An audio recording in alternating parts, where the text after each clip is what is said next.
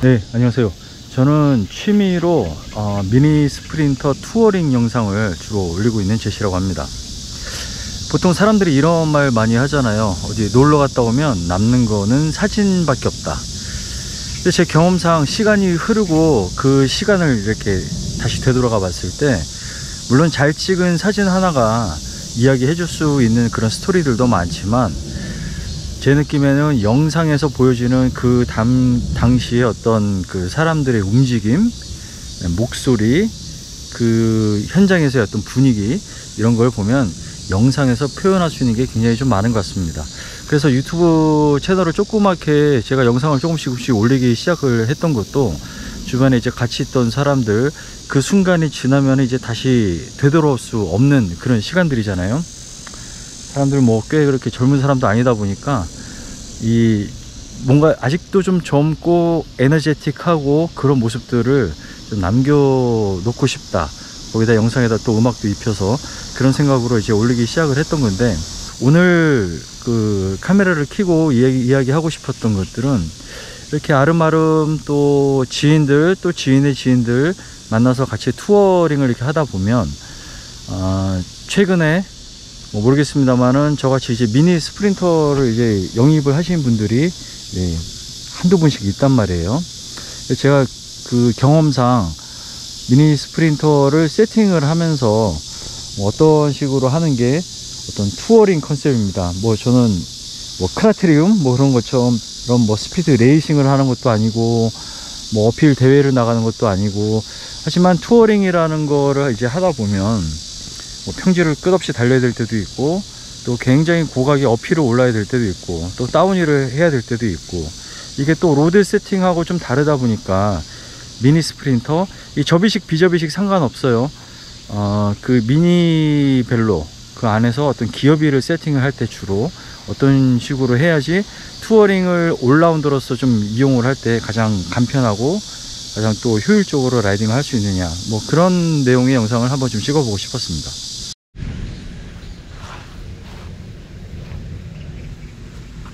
일단 항상 제가 세팅하고 다니는 여기 크기의 이만한 어떤 라파 새들백 지금 빠져 있고요. 그 다음에 프론트 백도 지금 빠져 있습니다. 이 어떤 세팅을 하는 데 있어서 그런 백들은 투어링 할 때 당연히 필요한 것들이지만, 좀 이 어떤 프레임 자체만을 좀 보여드리고 싶어서 오늘 좀 빼고 나왔고요. 타이어는 좀 예제를 보여드리고 싶어서 강릉 갈 때 장착했던 거 그대로 해서 좀 나왔습니다. 첫 번째로 제일 중요한 게 이제 기업인데, 저는 설매제 매니아입니다. 그 어필을 좋아하시는 분들도 뭐 산막사, 그 다음에 뭐 설매제 그런 데는 굳이 뭐하러 그런 데까지 가야 될까요? 하시는 제 지인들도 있어요. 설매제는 우리가 투어링을 하다가 만나게 되는 고가 어필 중에서 뭐 최악의 케이스 뭐 그런 것들이고, 그런데 언제든지 그런 그 한 20% 정도의 고가 어필을 잠깐이나마 만날 수 있기 때문에, 제가 어떤 이 기어비를 세팅할 때는 설매제가 어떤 항상 기준이 되는 것 같아요. 그래서 자전거마다 살짝 다르지만, 지금 크랭크 같은 경우에는 미드 컴팩 내지는 컴팩을 주로 좀 쓰고 있습니다. 얘는 지금 자세히 보니까 제가 두 가지를 쓰는데, 지금은 5034 해서 컴팩 크랭크가 지금 장착이 되어 있네요. 그 스프라켓은 그 크랭크는 기종에 따라서 좀 달라질 수 있는데, 스프라켓은 대부분의 경우가 11에서 32T를 씁니다. 이 앞에 이너 크랭크가 34잖아요. 그 다음에 뒤에 스프라켓이 지금 32지 않습니까? 거의 1대1에 가까운 비율인데 1대1은 아니에요. 그 예전에 그 다운 스피드 P8이나 그런 걸 탔을 때는 앞에 크랭크는 50T를 주로 썼고, 뒤에 이 스프라켓은 그 당시 10단 해서 11에서 34T인가 36T인가 거기까지 썼던 것 같아요.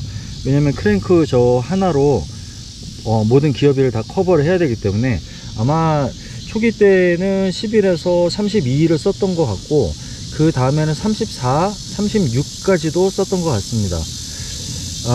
크랭크가 50일 때 스프라켓이 36이 나오면 거의 뭐 무적에 뭐 설매지에서도 그렇게 뭐 아쉽지 않은 기회비가 나오긴 합니다만, 지금 저는 어느 정도 이제 미니벨로 그 라이딩을 어느 정도 한 뒤부터는 앞 다단화를 해보고 나서, 아, 이건 완전히 또 로드와는 다른 어떤 신세계구나 라는 걸 느꼈습니다.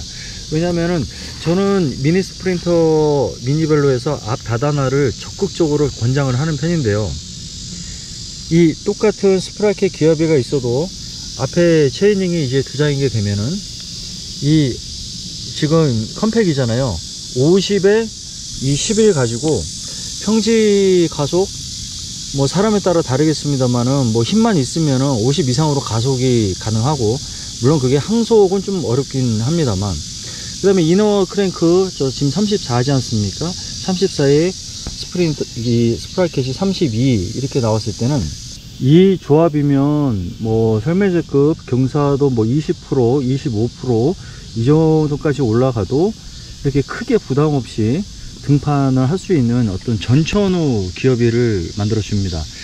그래서 투어링을 하다 보면 내리막도 써야 되고, 또 평지도 어느 정도 항속을 할 수 있어야 되고, 그 다음에 어필 구간을 우리가 쉼없이 만나게 되는데, 저는 이 컴팩에서 미드 컴팩 크랭크에 뒤에 스프라켓은 11에서 한 32 정도, 그 정도가 가장 어떠한 우리나라의 지형에서도 그 대응할 수 있는 그런 어떤 전천후 기업이 아닌가 라고 생각을 하고 있고, 기체는 시간이 흐르면 뭐 메리디안 타다가 뭐 다운 TT도 탔다가 턴 서지도 탔다가 기체는 바뀌지만, 제가 알고 있는 가장 제가 편안하게 느끼는 저 기어비는 어떤 기체를 타더라도 똑같이 세팅을 할 것 같습니다.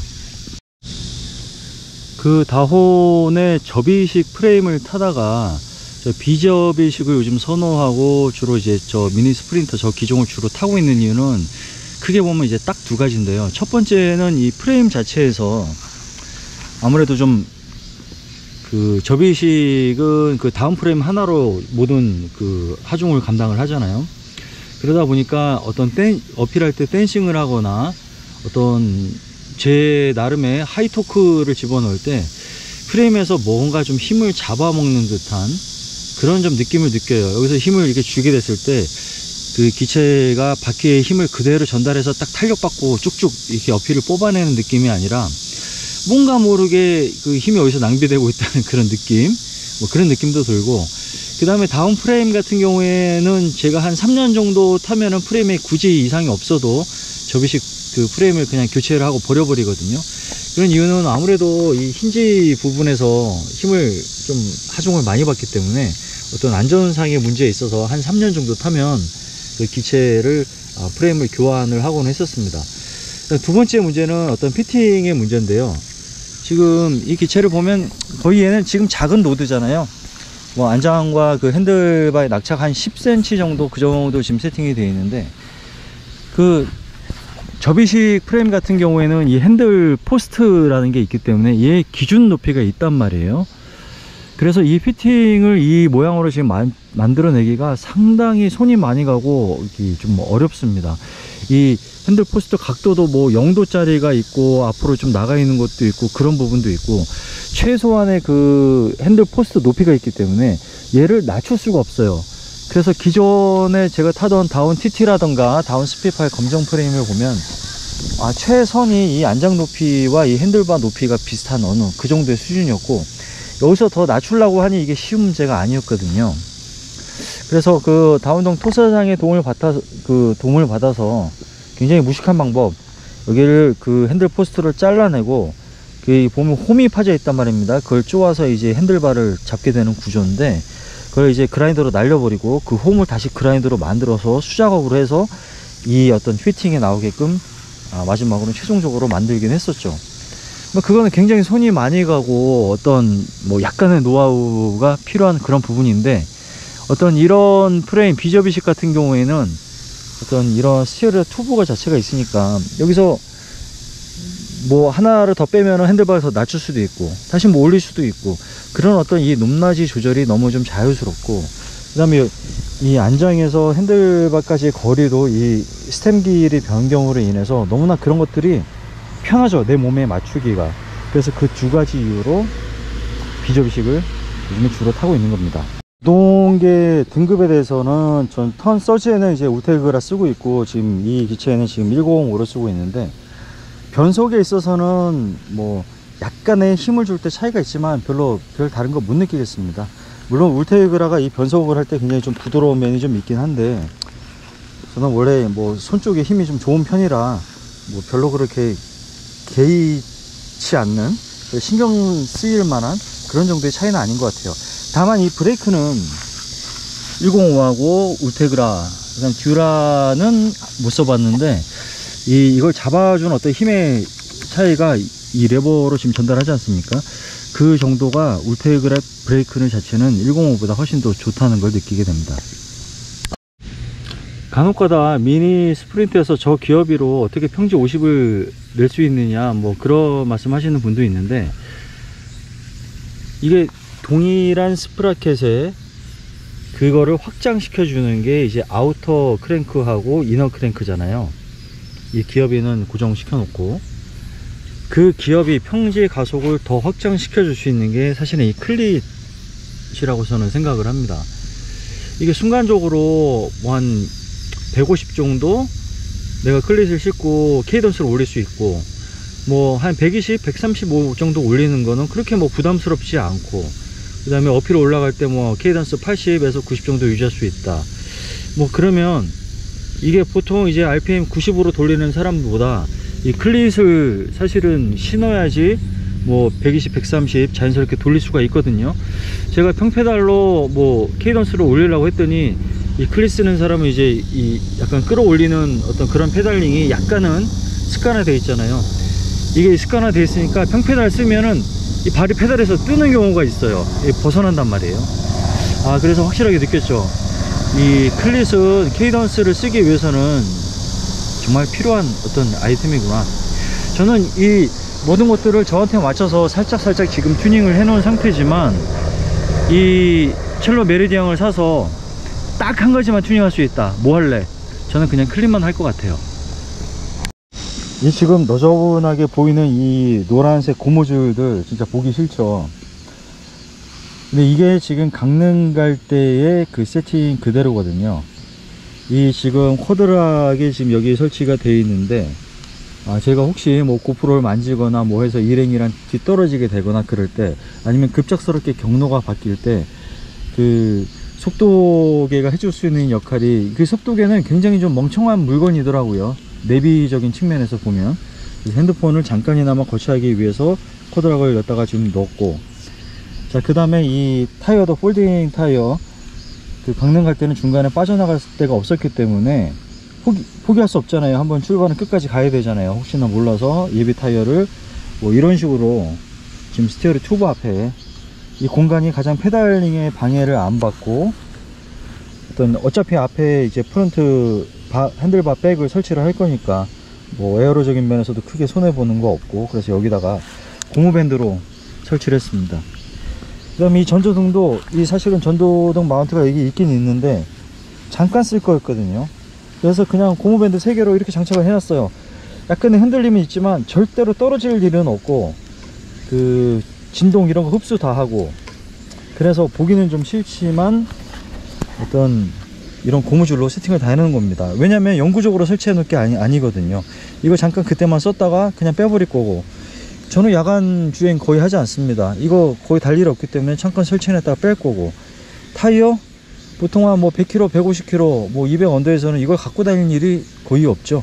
그래서 잠깐 설치해 놓을 거니까 이것도 고무밴드로 설치를 해 놓고, 그 다운힐 70km 이상 나는 속도에서, 어필에서 200km 이상 가는 장거리 투어에서 하등의 문제를 발생시키지 않고, 너무 구하기 쉽고, 편의점 가면 다 있습니다. 다이소가도 있고.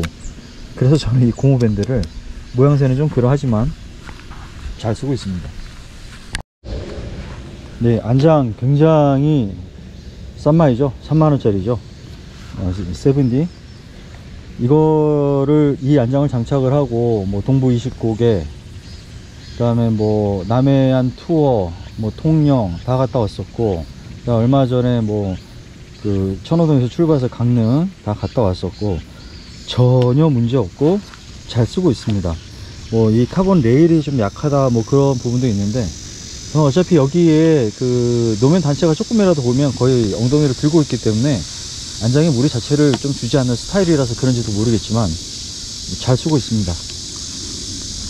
그다음에 이 핸들바는 사실 뭐 순정이 아니지 않습니까? 뭐 일체형 카본 핸들바인데 모르겠습니다. 뭐 이걸로 에어로 효과 기대한다는 건 말도 안 되는 거고, 그냥 단지 저는 여기 좀 이렇게 평평한 공간이 있잖아요. 스페이스가 있잖아요. 여기다가 이 고프로 마운트를 얹거나 그런 것들을 많이 하고, 그냥 아무래도 동그란 이 핸들바보다는 여기 좀 넓적한 면이 많기 때문에, 그래서 일체형 그 에어로 핸들바를 굉장히 좀 선호합니다. 남해안 그 3종 세트, 통영, 거제, 그러면 어디 있죠? 남해. 이렇게 세 군데를 돌 때는 저 카본 휠을 끼지 않고 컨트롤텍 알루미늄 휠을 끼고 갔던 이유는 장마철이었기 때문에 언제든지 비가 올 수가 있고, 비가 어느 정도 자전거가 젖을 정도로, 노면이 젖을 정도로 왔을 때에는 저 카본 휠과 현재 블랙프린스 그 패드를 끼고 있는데 제동력이 거의 제로가 됩니다. 평지에서도. 그건 정말 굉장히 위험한 일이죠. 그래서 알루미늄 패드로 바꾸고 알루미늄 휠로 바꾸고 해서 다녀왔고, 그러다 보니까 말이에요, 이 카본 휠을 끼고 알루미늄 휠을 끼고 그랬을 때, 야, 이게 성능 차이가 많이 날까? 뭐 다운힐 속도라던가 아니면은 브레이킹 안정성 이런 거 봤을 때는 알루미늄 휠에 비할 게 아니고요, 그게 훨씬 낫고, 평지 가속 모르겠어요. 그 장마철 투어링 다닐 때는 평지에서 뭐 굉장히 속도를 많이 내거나 그러지는 않았는데, 이 산발의 휠은 평지 가속에 굉장히 좀 유리하단 말이에요. 굳이 알루미늄과 성능적인 측면에서 차이가 있을까? 주행력에서 뭐 약간은 있을지 모르겠지만 굉장히 미미하지 않을까? 사실 좀 의심스럽습니다. 그러면 결론적으로 이 카본 휠 몇 개느냐? 이쁘잖아요. 많은 자전거 타시는 분들이 유튜브에 어떤 영상도 많이 올리고 그랬으면 좋겠어요. 이게 서두에 말씀드렸지만 사진 한 장이 이야기할 수 있는 것도 물론 많지만 영상에서 보여줄 수 있는 거, 그게 시간이 지금 뭐 1, 2년 뒤는 별로 다들 기억이 나시겠지만 10년 정도 지났다 영상에서 보여주는 거하고는 차이가 굉장히 많이 나거든요. 그 어떤 영상을 찍어줄 수 있는 게 뭐 고프로 어떤 카메라의 역할도 있지만, 저는 이 마운트를 찾아낸 게 굉장히 정말 엄청난, 뭐라 그럴까요? 얘가 다 해준다라고 생각을 합니다. 사실 얘가 왜 그러느냐, 그 사람들은 대부분의 그 영상 이제 처음 올리시는 분들은 여기다 장착을 이렇게 해놓고 고프로를 주구장창 1시간 내내 앞으로 가는데 길만 찍고 있단 말이에요. 그게 얼마나 지루하고 재미없는 영상인지는 그 본인들이 잘 아실 겁니다. 저는 이 라이딩을 하면서 물론 이렇게 내가 가는 것 뿐만 아니라 내 주변에는 그 사람을 찍고 싶었거든요. 저는 못 찍더라도 뭐 액션캠의 한계라서 저는 찍기 좀 힘들죠. 그러더라도 사람을 찍고 싶었거든요. 근데 그게 불가하단 말이에요. 얘는 이렇게 하고 가다가 어느 순간이든 내가 원할 때 바로 빼서 그 찍을 수가 있고, 바로 또 장착을 하는데 1초도 안 걸립니다. 이렇게 장착을 하고 또 갈 수 있고, 또 내가 필요하면 또 바로 꺼내서 어떤 내 필요한 부분을 찍을 수 있고, 또 바로 장착을 할 수 있고, 이걸 가능하게 해준 게 바로 이게 지금 자전거에 장착하고 있는 이 마운트 때문입니다. 초입에서 말씀을 드렸죠. 사진 한 장이 이야기할 수 있는 것도 굉장히 많지만, 뭐 취미생활이 됐던 뭐 구독자가 있던 없던 간에 어떤 이런 영상으로 기록을 해놓는 거에서 굉장히 저는 재미를 좀 많이 느끼고 있고, 다른 분들도 뭐 자전거를 타고 여행을 많이 다니잖아요. 그래서 어떤 그런 영상을 찍어 놓고 또 기록해 놓고, 아니 예전에는 우리가 노트북이나 컴퓨터 샀을 때 매일 그 하드 용량 모자라서 얼마나 고민을 많이 했습니까? 쓸데없는 뭐 파일 지우고. 근데 유튜브에서 공짜로 우리 그 많은 데이터들을 저장을 해주잖아요. 뭐 잘하면 돈도 조금이지만 돈도 좀 주고. 그러니까 굉장히 좋은 시대에 살고 있다고 생각이 들고, 나중에 시간이 뭐 5년 10년 지났을 때 굉장히 또 추억이 되지 않을까. 조금이라도 좀 젊고 에너지가 있고 사람들이랑 막 웃고 즐길 수 있을 때 또 그런 것들을 많이 남겨놓는 게 또 의미 있지 않을까? 뭐 그런 생각이 듭니다. 그래서 사실은 저는 뭐 화질에 대한 욕심이라든가 그런 게 없었는데 지금 찍고 있는 고프로는 날씨가 쨍할 때 그 하늘을 굉장히 파랗고 이쁘게 잘 잡아줍니다. 색감도 굉장히 진하게. 그런데 이번에 그 뭐 윤뮤님, 삐돌이님, 그 다음에 레드포카다님 몇 분 이렇게 뭐 어차피님 해서 강릉을 갈 때 야간에 찍다 보니까 이 고프로의 한계, 정말 밤에는 아무것도 안 찍히는 이 고프로의 특성을 보고 많이 공부를 해보니까 DJI 액션 4 뒤에 센서가 좀 커서 좀 야간에도 조도 낮을 때도 좀 잘 찍히는 걸 보고 그걸 한번 좀 만들어 보고 싶다, 그걸 사보고 싶다, 그런 생각이 좀 들고 있고요. 그 다음에 지금 고프로 이 내장 마이크로 제가 지금 녹음을 하고 있는데 물론 생각보다 나쁘진 않지만 또 음성 들어가는 거에도 또 약간 관심이 좀 가서 뭐 DJI 마이크도 여기다 좀 장착을 해서 이렇게 좀 해보고 싶다, 이런 생각도 좀 들고 있습니다. 이런 게 뭐 각자 다 취향의 영역, 취미의 영역인데 많은 분들이 뭐 이런 것들 뭐 고프로 요즘에 뭐 한 50만원 정도면 사잖아요.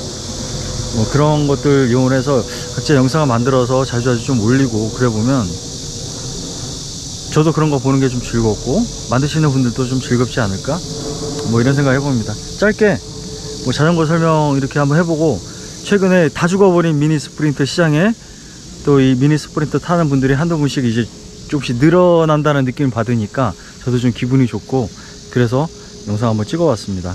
오늘 영상 이걸로 끝. 와, 아무것도 안 했는데 땀이 막 줄줄줄